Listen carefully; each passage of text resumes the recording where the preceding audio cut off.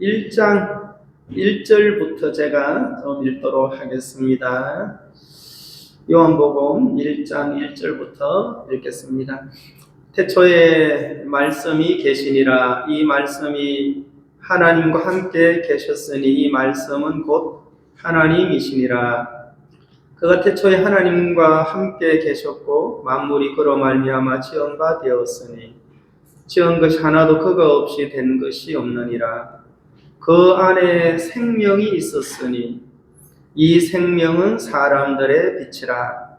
빛이 어둠에 비치되 어둠이 깨닫지 못하더라. 여기까지만 일단 읽겠습니다. 지난주에 이어서 이 빛에 대하여 좀 함께 말씀을 나누고자 합니다. 빛 하면 발광체라고 하죠. 발광체. 그 다음에 달 하면 반사체라고 우리는 알고 있습니다. 그래서 달은 아무리 노력을 해도 스스로 빛을 발할 수가 없다. 그런데 왜 달이 밤을 지키는 등불이 되었느냐? 그것은 태양의 빛을 반사했기 때문에 어두운 밤에 등불 역할을 하고 있다라고 우리는 알고 있죠.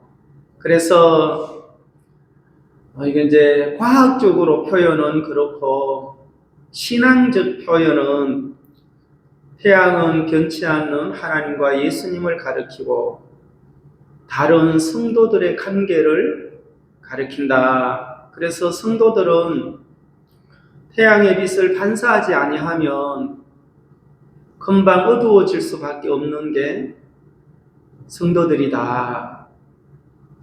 그래서 이 어두움을 이길 수 있는 힘은 어떤 노력과 어떤 수고로 말미암아 이기는 것이 아니라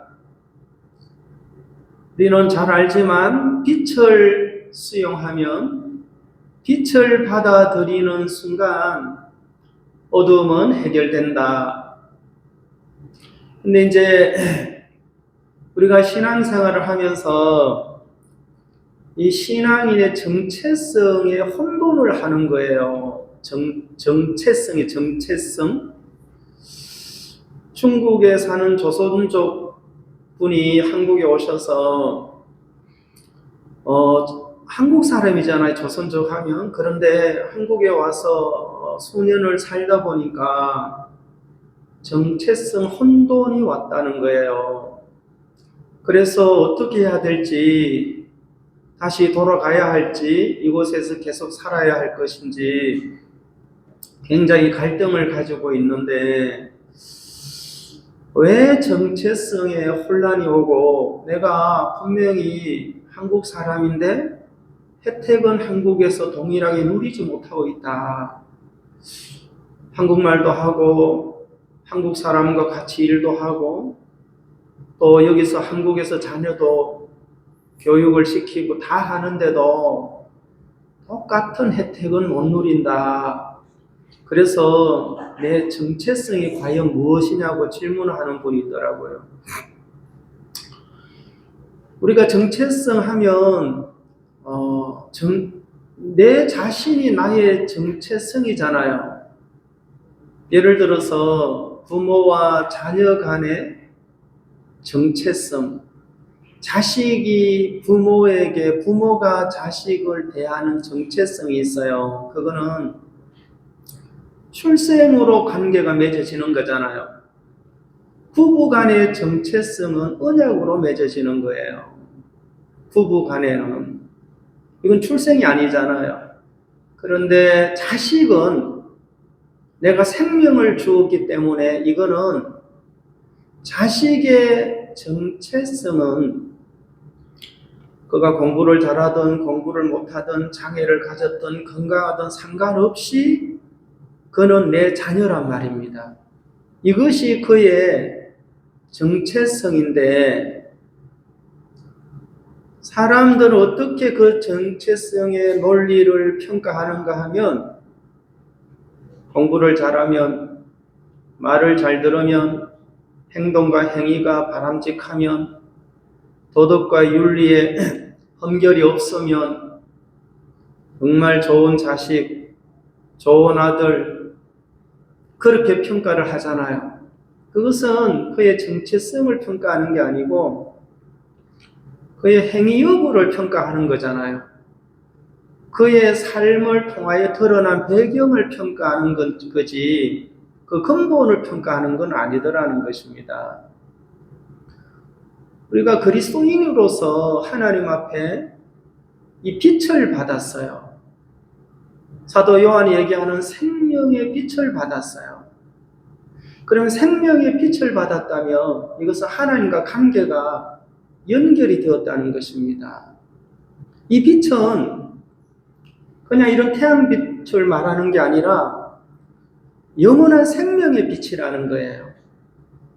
그럼 이제 이 빛을 소유한 성도들은 어두움을 이길 수 있는 굉장한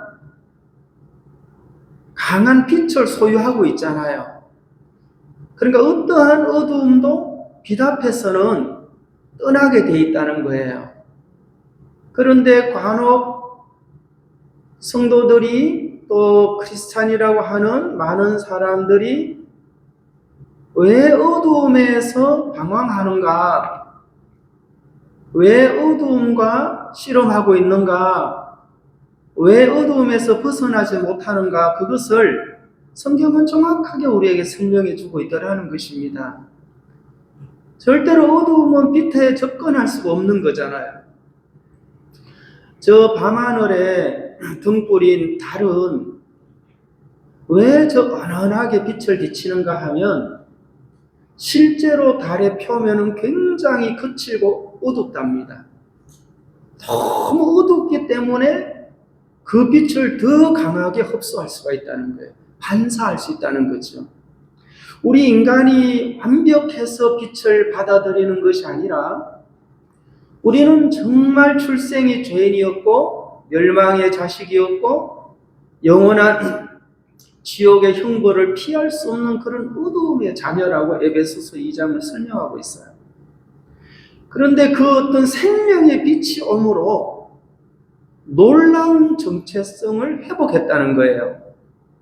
원래의 정체성은 우리는 죄인이었습니다. 그리고 하나님과 떨어진 관계로 영원한 심판의 대상인 그런 정체성을 가진 자로서 출생을 했는데 어느 날 이것을 바꿨다는 거예요. 누가? 생명을 대신해서 그리고 너를 내가 아들이라고 하겠다. 시편 2편 7절에 나와요. 2장 7편에 너는 내 아들이다. 이렇게 하나님 우리에게 너는 내 아들이다. 너는 내 자녀다. 이게 이제 빛이 호소하고 빛이 우리에게 설명하는 내용이란 말입니다. 그럼 이제 이 빛은 우리가 알다시피 변함이 없죠. 이 빛은 어떤 상황에서도 흔들리지 않고 어떤 어두움도 이 빛을 차단하거나 가릴 수가 없다는 거예요. 빛은 영원히 존재하죠. 이제 제가 말한 빛은 이 태양의 빛을 말하는 게 아니에요. 태양의 빛도 수명이 있답니다. 과학자들이. 언제는 모르겠지만 우리의 이 유한 세계를 사는 우리의 계산으로 저 태양이 언제 어두워지느냐 어떤 계산을 하면은 잘 이해가 안 되지만 성경은 어느 날 빛을 잃는다고 했죠. 그날 주님이 임할 그날 변한다는 것입니다. 세상의 모든 것들은 변한다는 것입니다. 그러나 변치 않는 것이 있다면 영원한 빛, 영원한 생명, 영원한 그리스도, 구세주. 그러면 지금 사도 요한이 4절에 이렇게 설명을 했어요. 그 안에 생명이 있었으니 이 생명은 사람들의 빛이라 그랬어요. 그 안은 예수님 안을 말합니다. 예수님 안에는 영원한 생명이 있는데 이 생명은 사람들의 빛이래요. 사람들에게 비치는 빛이라는 거죠. 이 빛은 대체 불가능한 빛입니다. 어떤 것으로도 대체할 수가 없는 그런 빛을 우리가 살다가 어느 날 소유하게 됐어요. 그것을 또 다른 말로 해석하면 은혜로, 하나님의 긍휼로 이 빛을 받아들이게 됐다는 거죠. 놀랍죠, 여러분? 이 빛을 소유한 우리가 하나님의 자녀가 되었다는 거예요. 그런데 5절은 빛이 어두움에 비치되 어두움이 깨닫지 못하다 그랬어요. 그 밑에 보면은 그 나나주에 또는 이기지 못하더라. 그 밑에 보면은 기록을 해놨죠. 어두움이 깨닫지 못한다. 이것은 어두움이 이기지 못한다라고 설명을 해놨는데 어두움이 어떻게 빛을 깨닫지 못하죠? 빛이 오면 첫 번째 어떤 일이 일어납니까? 지난주에도 질문한 것 같은데 빛이 오면 모든 것이 드러나게 된다. 환해지니까 밝아지니까 노출이 된다. 노출이 되면 그때부터 질서가 정해지는 거예요. 어두움 속에서는 질서를 확립할 수가 없어요, 여러분. 빛이 와야만 이 정리정돈을 해야 된다라고 생각을 한다는 거예요. 이게 너무 지저분하고 어지럽고 추하고 이렇게 분별이 된다는 거예요. 근데 어두움 속에서는 막 쓰레기가 있어도 검은 보화가 있어도 우리의 눈이 분별력을 잃었기 때문에 가치 있는 것과 없는 것을 섞어버리게 되더라 이 말이에요. 그러면 이 빛이 하는 역할은 노출을 시켜서 이것은 가치 없는 것들이고 이것은 가치 있는 것들이다. 우리 눈에 빛이 와야만 우리는 정확하게 분별력을 가지게 되잖아요. 우리가 캄캄한 밤에 아무리 밝게 보려고 해도 보여져요, 안 보여져요? 그게 빛이 반사 안 되면 이 눈은 안 된다는 거예요. 제가 몇 번 밤에 불을 꺼놓고 이걸 읽으려고 다 알죠. 거의 외우다시피 했으니까 안 보여요. 그런데 작은 빛으로 비추면 아는 내용이니까 금방 읽죠. 빛이 강할수록 더 밝게 노출이 되고 빛이 희미하면 희미한 대로 적게 보이는 거예요. 그래서 사도 요한은 이 생명의 빛이 비치는 역할을 설명을 하면서 왜 어둠이 깨닫지 못하냐? 여러분 어둠이 왜 못 깨닫죠?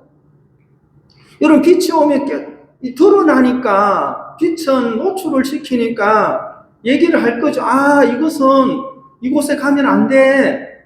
그곳은 함정이 있고 그곳은 가시밭길이고 그곳은 절벽이 있어. 절벽이 있어도 어둠 속에서는 분별이 안 되잖아요. 빛이 와야 이게 절벽이 낭떠러지 알죠? 이게 더 이제 통과하면은 추락해. 거기까지 가면 안 돼. 이 빛 하나가 많은 걸 설명하고 있어요, 여러분. 그냥 비친다가 아니에요. 만물을 살게 하고 소생시키고 열매를 맺게 하고 우리의 생명을 유지하고 생명의 생명을 공급하게 하더라, 빛이. 그러니까 우리는 이 참빛 되신 예수 그리스도의 생명 안에서 무한한 혜택을 지금 보장을 받고 보장한 혜택을 누리고 있는 성도들이라는 것이죠. 엄청 누려요, 안 누려요? 그래서 제가 왜 내 마음이 때로는 공허하지? 제가 성경 지식이 부족해서는 아닌데 내가 왜 마음이 때로는 답답하지? 내가 지금 답답해하고 마음이 왜 이렇게 공허하지?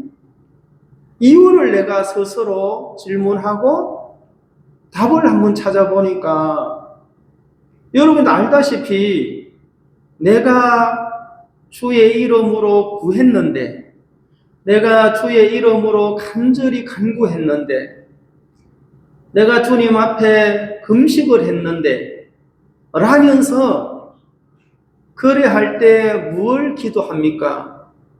전 세계 인류의 통합을 위해서 전 세계가 밝아지기를 물론 그렇게 기도하지만 내 개인이 바라는 것이 안 될 때 마음에서 공허가 찾아오더라고요. 어떤 분은 그래요. 인생 뭐 있습니까? 한 방이지요. 그런 분이 계시더라고요. 인생 뭐 있습니까? 인생 한 방입니다. 그 얘기를 듣고는 답은 있는데 인생 이사야 40장에 외치라. 이사야가 무엇라고 외치오리까 하니까 모든 인생은 풀이요 그의 영광은 풀의 꽃과 같으니라. 풀은 마르고 꽃은 시들어지되 여호와의 말씀은 세세토록 있도다. 이렇게 외치라는 거예요. 너희 인생은 풀이다. 제가 만약에 풀이며 먼지며 티끌인 존재가 이곳에 서서 빛을 설명하는 이런 단상에서 이 빛이 어떤 영향을 미치고 빛의 혜택을 어떻게 누리며 노력을 안 해도 꽃이 피고 열매를 맺고 뿌리를 내리고 농부가 파종을 하면 그 다음에 빛이 바람이 공기가 비가 조절을 해서 온도 조절까지 해서 삶을 연속시키게 하더라. 그래서 빛의 역할은 대단한데도 혜택을 누리고 있으면서도 혜택을 누리는 것조차도 감사를 모르는 아찔한 삶을 사는 사람이더라는 거죠. 그래서 조금만 우리가 이 빛에 대하여 생각을 해본다면 오늘도 저 빛이 없다면 우리는 어두움 속에서 방황할 수밖에 없는 거 아니겠습니까, 여러분? 저 빛을 주시는 하나님은 뭘 요구했어요, 여러분에게? 예배 안 드리면은 알아서 해라. 주일날 예배 알죠? 예배. 예. 예의예자의 절배 온 마음을 다하여 땅 끝까지 엎드려 절을 하는 게 예배인데 그렇게 하도 해도 이 은혜를 다 모르는 거예요. 예? 여러분 우리가 뭘 해서 공기를 주고 산소를 주고 하나님 호흡하게 하는 게 아니고 이게 하나님과 우리의 관계 정체성이라는 것이에요. 제가 부인회 때 여러분에게 이런 설명을 했어요. 인격적인 예수님을 만나지 않고는 신앙을 할 수가 없다. 기억나세요? 인격적인 하나님과 관계는 어떤 관계냐 도대체? 여러분 인격적인 만남이라는 것은 어떤 만남이냐?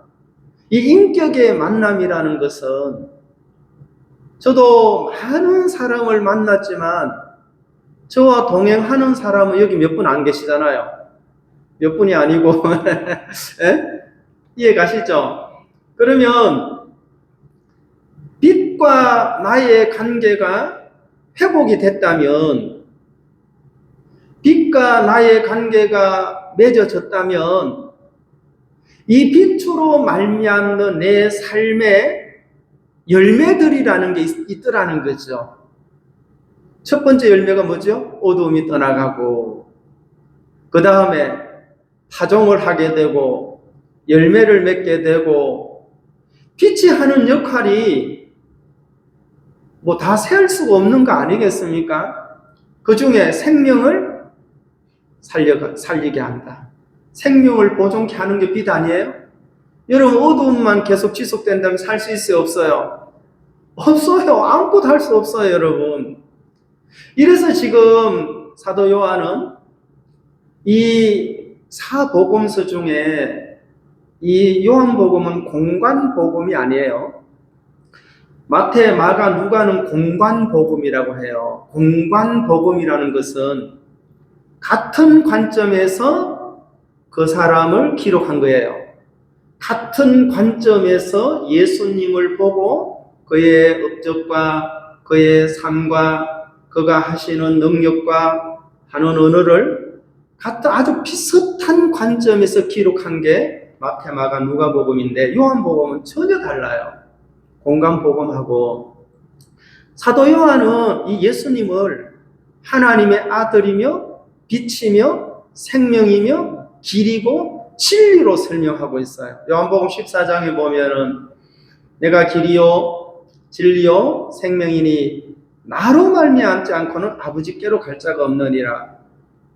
그러니까 뭐 천국만 간다, 아버지 하나님께로 간다는 그런 뜻이 아니고 내가 길이요 진리요 생명이기 때문에 나를 떠나서는 아무것도 할 수 없다 이 말이잖아요. 그러면은 여러분 예수님을 떠나서 사람들이 이 유한 세계에 허락된 그 시간과 공간 안에서 활동을 하죠. 그런데 왜 예수님 아무것도 할 수 없다 하죠? 그것은 그냥 시간을 채울 뿐이고 육체뿐임을 따라가는 거다 이렇게 말하고 있는 거예요. 그러니까 만약에 내가 육체만을 위해서 산다면 하나님 보실 때는 사실 무의미하는 거죠.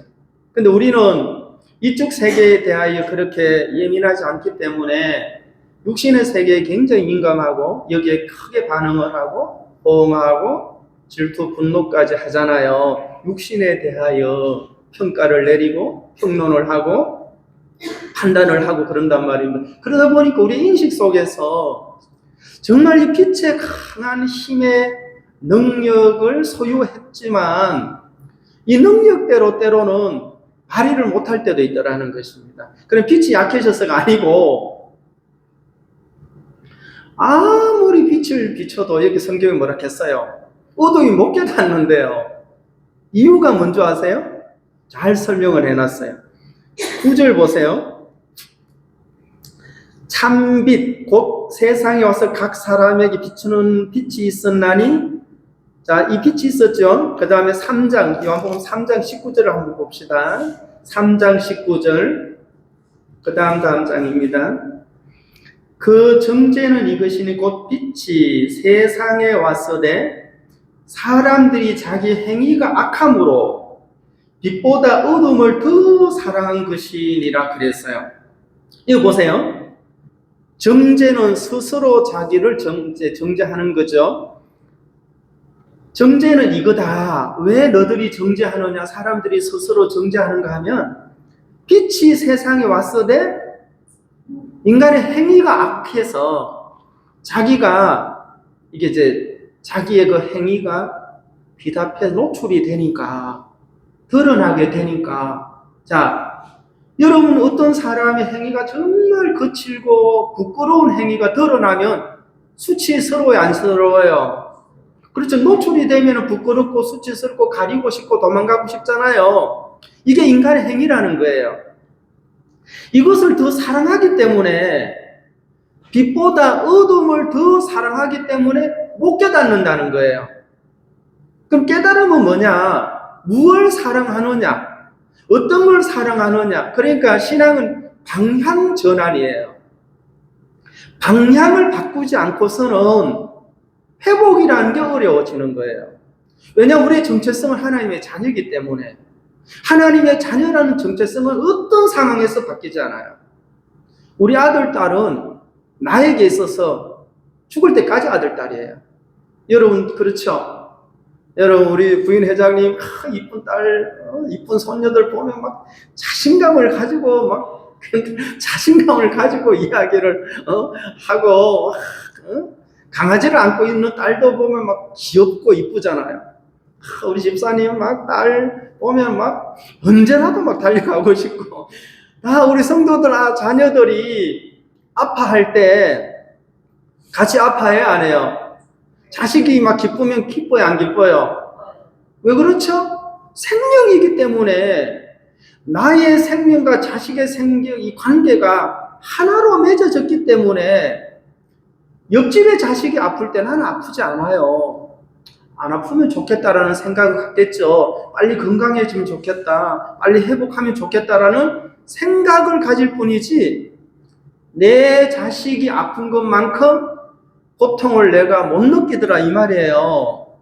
이게 생명의 관계란 말입니다. 그러면 하나님과 성도들의 관계가 빛을 소유한 생명을 소유한 관계가 됐는데 왜 신앙이 어두움 속에서 허우적거리며 어두움이라는 게 뭐예요? 육신의 생각을 따라가는 거잖아요. 육신의 욕망을 따라가는 거잖아요. 그것 때문에 이 생명의 빛이 지금 어두워지더라 이 말이잖아요. 요한은 악을 더 사랑하지 않느냐.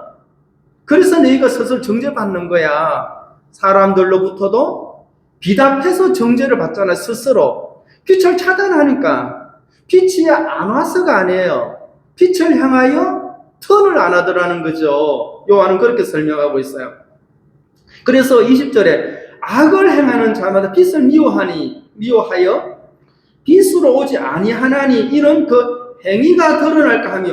여러분 이 말씀은 이게 사도 요한이 어떻게 이런 깊은 내용을 지금으로부터 2000년 전에 어떤 생각으로 이분은 예수 그리스도의 빛을 동행했던 분이잖아요. 함께 그 예수님 당시에 있었던 사람이기 때문에 사도 요한은 밤모섬에서 유배지에서 있다가 또 거기서 요한계시록을 기록하고 에베소서 와서 이 요한계시록 사도 요한복음을 기록했다고 하는데 그러면서 요한이라는 이분은 이 빛을 설명하고 어둠을 설명을 하면서 그 당시나 지금이나 왜 하나님의 빛을 영접한 성도들이 영원한 생명을 소유한 성도들이 무엇 때문에 이 생명의 고귀한 가치를 보배롭고 존귀한 존엄성을 훼손하느냐 이 말이잖아요. 무엇 때문에 너희의 존엄성을 훼손당하느냐, 하나님의 생명을 훼손시키느냐 이 말이잖아요. 악을 행하는 자마다 빛을 미워한대요. 참 이상하죠? 여러분, 악을 행하는 사람은 빛을 미워하여 빛으로 오지 아니하여 이는 행위가 뭐라 했어요? 노출될까 함이라 했어요. 드러난다. 빛이 자꾸 비답해 오면 드러나야 안 드러나요? 이 단계는 거쳐야 된다는 거예요. 여러분, 빛을 통과해야만 어두움을 이길 수 있어요. 그러니까 이제 어두움을 멀리 할 수 있는 우리의 유일한 길은 요한복음 8장 12절에 지난주에 설교했죠? 기억나세요? 예수님께서 간음중에 잡힌 여자에게 나도 너를 정죄하지 아니하노니 다시는 가서 죄를 범치 말라 이렇게 하셨어요. 그리고 12절에 또 했어요. 또 만약에 12절이 없으면 심각한 상황이 발생할 수 있다는 거예요. 인간이 어떻게 어두움을 이기느냐 말도 안 되죠, 여러분. 그 여인이 간음하고 싶었습니까? 아니에요, 여러분. 어떻게 그가 살다 보니까 그렇게 됐더라 이 말이에요. 그 어두움을 이길 수 있는 그는 율법도 알고 돌에 맞아 죽을 수 있다는 것도 알고 있죠. 그 길을 가면 돌에 맞아 죽을 수 있다는 거 알고 있지만 스스로 자기를 어둠에서 벗어나게 할 길이 없더라 이 말이에요. 그래서 바리새인과 서기관들 돌을 들고 여자를 치려고 하다가 예수님 앞에 와서 재판을 신청한 거죠. 여러분, 이 피고인이 현장에서 현행범으로 이러한 죽을 죄를 범했습니다. 이 피고인에게 당신은 어떻게 선고하겠습니까? 빨리 판결하소서. 돌로 칠까요? 말까요? 바리새인들 머릿속에서는 모세 율법을 너무너무 잘 알고 있었기 때문에 이러한 현행범들은 두 사람 이상 증인만 있으면 돌로 치라고 했으니까 현장에서. 당신은 어떻게 판결하실랍니까? 당신은 위대한 재판장이라면서요. 위대한 빛이라면서. 구세주라면서. 빨리 대답해 보이소. 그때 예수님이 말하지 않았어요. 땅에다 무슨 글씨를 쓰시고는 일어나서 너희 중에 죄 없는 자가 먼저 돌로 치라 했어요. 이것도 충격적인 노출 아니에요? 예수님이 말씀이 딱 떨어지니까 자기들의 뭐가 드러났어요? 속이 노출됐어요. 너희 중에 죄 없는 자가 돌로 치라 했어요. 그 속에서 죄가 노출돼야 안 돼요. 빛이 비쳤지요. 지금까지는 어두움 속에 그 돌을 들고 법을 이용해서, 법이라는 명분을 이용해서 예수님을 시험하고 여인을 재판하여 돌로 치려고 했을 때 빛이 오니까 너무 신기한 일이 일어나더라는 거예요. 어떤 역사? 지금 죽어야 할 여자는 조금 전에 드러났죠. 예? 법 앞에서 드러났는데 이 정죄하는 이 무리들은 다 지금 가리워져 있었잖아요. 근데 예수님이 너희 중에 돌 없는 자가 돌로 치라 하니까 그 말씀의 빛이 그들에게 비치니까 속에 있는 것이 어떻게 되더라? 드러나더라. 그래서 스스로 정죄했어요, 안 했어요? 스스로 정죄하여 돌을 다 내려놓고, 정죄란 말은 나도 죄가 있다, 너도 죄가 있다, 우리 모두가 죄가 있다 하고는 다 떠났어요, 안 떠났어요? 다 떠났어요. 그리고 나서 이제 예수와 그 가운데 서는 여자만 남았더라 하고는 예수님께서 여자여 없느냐? 없습니다, 주님. 나도 너를 정죄하지 아니하노니 그랬어요. 그때 나도 너를 정죄하지 아니하노니 다시는 가서 죄를 범치 말라 하시고 또 이렇지 나는 세상의 빛이니 나를 따르는 자는 이랬어요. 이게 뭔가 하면은 인격적인 만남이에요. 아시겠습니까? 나를 따르는 자는 어떤 상황에서도 어둠에 다니지 않고, 요한복음 8장 12절입니다. 여러분. 기억하십시오. 외우십시오. 나를 따르는 자는 어둠에 다니지 아니하고 그랬어요. 그러면 보세요. 여러분 빛을 따르면 어둠은 없는데 그림자는 있어요, 없어요?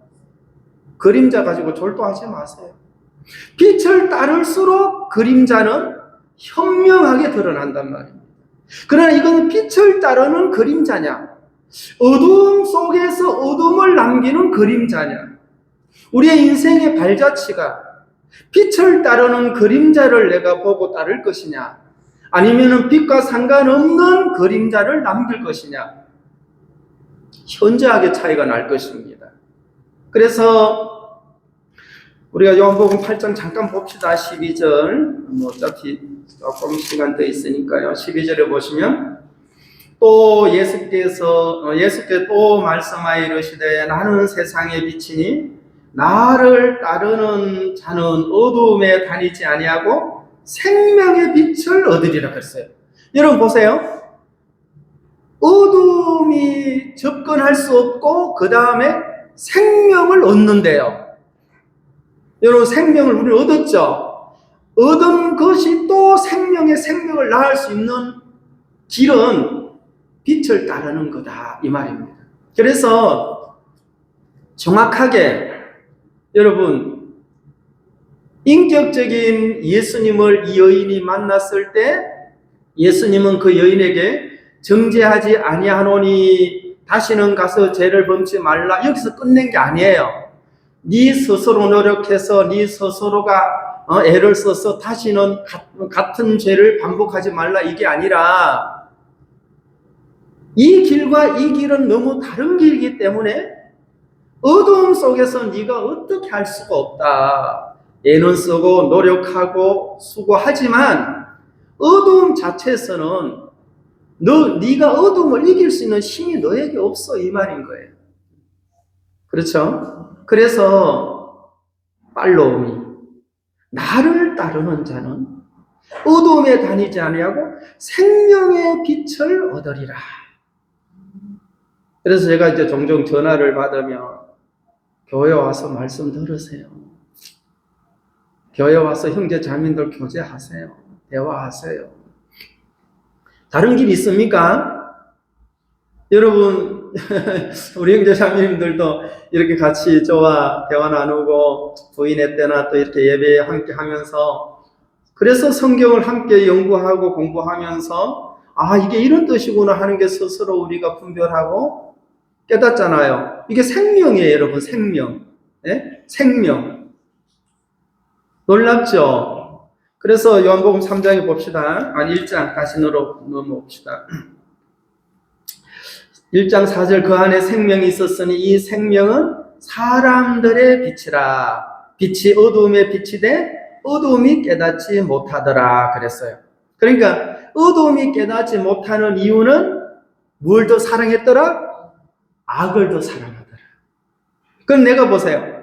내가 빛을 따르지 못하는 것은 어떤 한계가 있기 때문이 어떤 장애가 있기 때문이 아니라 어둠을 사랑하는구나. 즉 육체의 욕구를 더 사랑하고 있다는 게 금방 드러나잖아요. 하나님은 다 빛을 노출을 시키고 있다니까요. 예? 왜 우리가 예를 들어서 가정에서 갈등을 가지는가? 뻔한 해답이에요. 성경을 보면.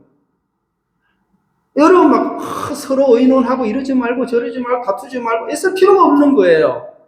빛을 따르지 않는데 며칠 안 가요. 몇 날 못 가요. 각오 결심. 그래서 옛말에 그러잖아요. 남아일은 풍선껌이라고 하더라고. 예? 남아일은 풍선껌 아세요? 요즘은 잘 모르고 옛날에 우리 어릴 때 풍선처럼 난다고 해서 껌이라는 게 있었어요. 그러니까 누가 크게 분해하고는 친구들하고 막 이만하게 공 모양을 만들었는데 이렇게 애들이 막 그냥 장난으로 탁 건들면 바늘만 딱 가대도 펑 터져요, 안 터져요? 그리고 더 세게 불어도 터져요. 이게 한계가 있어요. 인간의 각오, 인간의 결심, 어두움 속의 길이는 자기들 어두움 속에서는 정말 위대한 자, 뭐 어쩌고 저쩌고 하는데 그거요, 아무것도 아니라 이 말이에요. 그래서 사람들이 지금 어두움 속에서 방황하느냐, 빛에서 팔로우 하느냐, 빛을 내가 팔로우 할 거냐, 어두움을 팔로우 할 거냐, 해답은 어두움을 따라가는 사람은 빛보다 악을 사랑하고 있다 이 말이에요. 다른 건 없어요. 그래 놓고는 하는 소리가 내가 막 신앙을 잘하고 싶고 나도 예수님을 더 잘 먹고 싶고 그래서 답을 줘야 안 줘요? 예수님을 따라가면 돼요. 주님의 인도를 받으시면 돼요. 간단해요. 그래서 사도 요한이 이렇게 얘기를 했습니다. 11절 자기 땅에 오매 자기 백성이 영접하지 아니하였으나 영접하는 자 곧 그 이름을 믿는 자들에게는 하나님의 자녀가 되는 권세를 주셨으니 그랬어요. 자, 예수님께서 자기 땅에 오셨어요. 이 땅에 오셔서 또 이제 이 백성들이 빛을 비췄죠. 그런데 영접하지 않더라. 왜 영접하지 않고 영접하는 사람은 어떤 사람들이고 거부하는 사람은 어떤 사람인가? 악을 사랑하는 사람 빛을 거부하는 거죠. 영접하는 사람들은 어떤 사람들이에요? 그 당시에 정말 낮고 낮은 위치에 있는 사람들. 그래서 신앙을 잘할 수 있는 사람은 억울함에 해결할 수 없고 지치고 목마르고 가난 자가 최고 신앙을 잘할 수 있는 자격을 취득한 거예요. 자격은 취득했지만 자격으로만 성공하는 건 아니에요. 자격을 부여받으면 그 자격증대로 무엇인가를 행해야 된다 이 말이에요.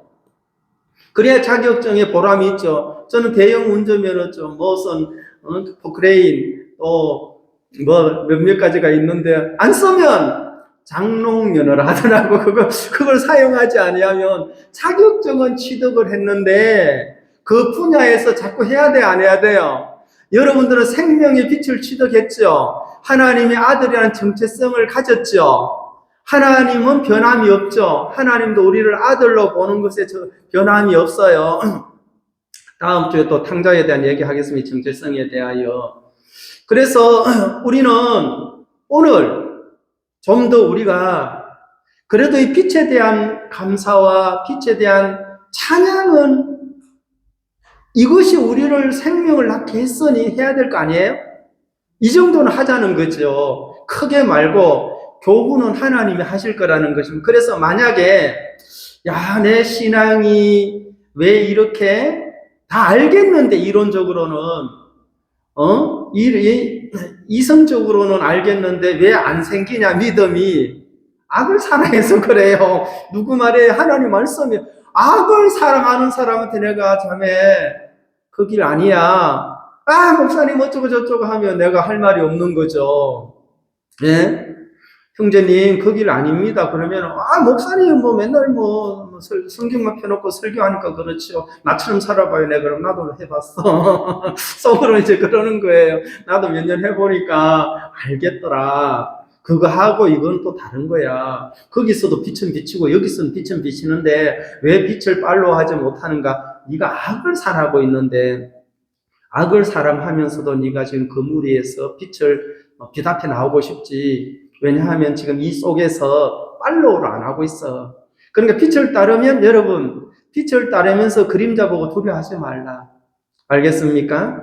빛을 따를수록 그림자가 길어집니다. 그 그림자는 빛을 따르고 있다는 증거지, 그 그림자가 우리를 실망시키는 것이 아니라는 것을 오늘 우리는 정확하게 이해를 해야 할 것입니다. 그럼 오늘 여기까지 말씀드리도록 하겠습니다. 제가 기도드리고 마치도록 하겠습니다. 하나님 아버지 감사합니다. 또 한 주간 저희들이 이곳저곳에서 또 삶의 터전에서 일하다가 오늘 한 자리에 모였습니다. 사랑하는 성도들 모두에게 빛의 능력이 어떠한 역할을 하고 있는지, 또 빛의 혜택이 얼마나 놀라운지, 빛이 생명을 얻게 한다는 것 또한 알게 하셔서 우리가 받은 예수 그리스도의 생명, 영원한 생명, 이 땅뿐만 아니라 영원한 세계로 인도하는 이 빛의 영향을 받는 삶이 얼마나 고귀하고 보배로운지를 알게 하셔서 더욱 빛과 가까운 삶을 누리게 하시고 빛의 인도를 받으면서 어둠을 이기는 그러한 신비한 삶의 경험을 할 수 있도록 이끌어 주시게 되기를 바랍니다.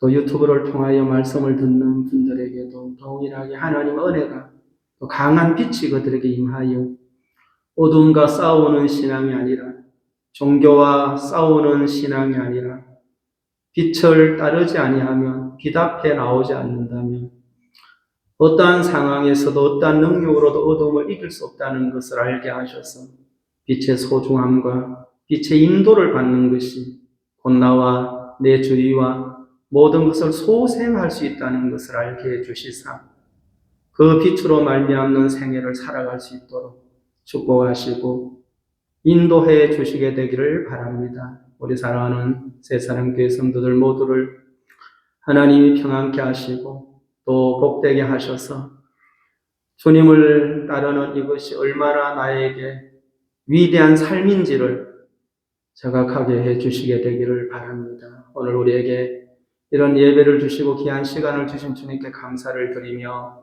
예수님의 이름으로 기도드리옵나이다. 아멘.